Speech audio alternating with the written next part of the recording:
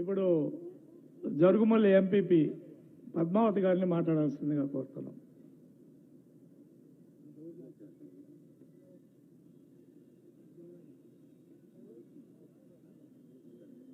వేదికను అలంకరించిన పెద్దలకు, అదేవిధంగా ఇక్కడికి విచ్చేసిన తెలుగుదేశం కార్యకర్తలకి, సోదరీమణులకి అందరికీ నా హృదయపూర్వక నమస్కారాలు. ఈరోజు ముఖ్యంగా మన గౌరవ ముఖ్యమంత్రి గారు నారా చంద్రబాబు నాయుడు గారు సింగరాయకొండ విచ్చేస్తున్నందుకు గాను మనం ఇక్కడ సమావేశం ఏర్పాటు చేసుకోవడం జరిగింది. కార్యకర్తలు అందరూ చాలా నిరుత్సాహంగా ఉన్నారు, ఎవరు ఉత్సాహంగా కనిపించట్లేదు. ఇంతమంది పెద్దలు మాట్లాడారు, ఎవరు ఉత్సాహంగా కనిపించట్లేదు. Very good.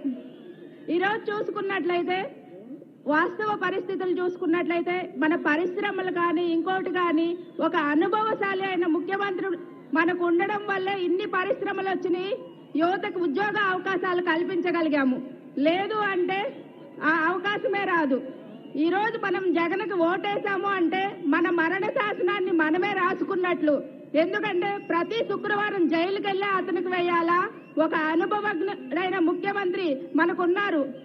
ఎన్నో స్టేజ్ల్లో ఆడవాళ్ళకి అంగన్వాడీ సెంటర్స్ ద్వారా అయితేనేమి, లేదు విద్యార్థులకు సైకిళ్ళు అయితేనేమి, పెన్షన్లు ఈరోజు చూసుకున్నట్లయితే ఒంటరి మహిళలకు ఎవరు గతంలో ఆలోచించలేదు. ఈరోజు ఒంటరి మహిళా పెన్షన్ అయితేనేమి, చర్మకారులు చెప్పులు కుట్టుకునే వాళ్ళకి 40 సంవత్సరాలకి 60 సంవత్సరాలు కాకుండా 40 సంవత్సరాలకే పెన్షన్ ఇస్తున్నారు.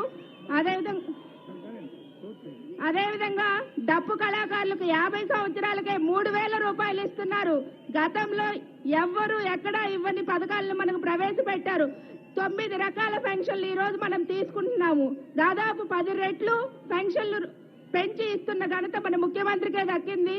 అదేవిధంగా ఈ రోజు మనకి ఇక్కడ రైతులు ఉంటున్నారు కాబట్టి అన్నదాత సుఖీభావ కూడా అందిస్తున్నారు. ఈ అవకాశం ఇచ్చిన మీ అందరికీ కృతజ్ఞతలు తెలియజేస్తున్నాను.